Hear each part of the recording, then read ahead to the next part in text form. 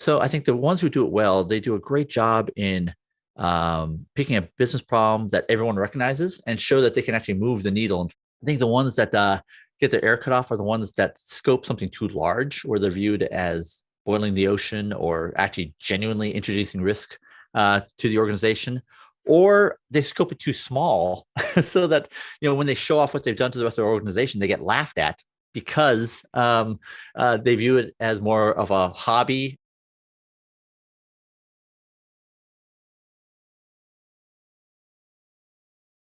What's a common misstep that organizations make in their journey to adopting modern DevOps patterns and practices?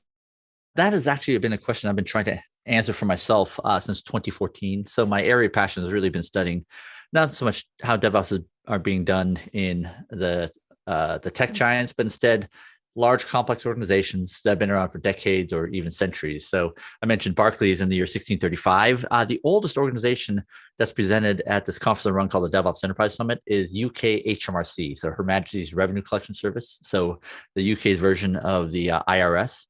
They were founded in the year 1200. And so, I don't think there's any code that goes that far back, but there's certainly, traditions and values, maybe even some processes that can certainly go back centuries.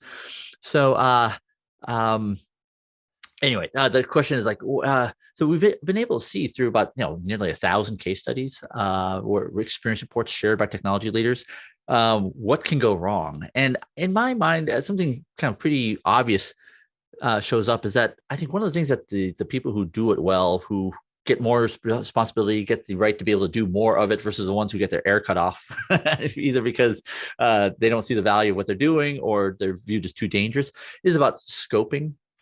So I think the ones who do it well, they do a great job in picking a business problem that everyone recognizes and show that they can actually move the needle in terms of moving making an improvement, and that they have the best long-term interests of the organization at heart.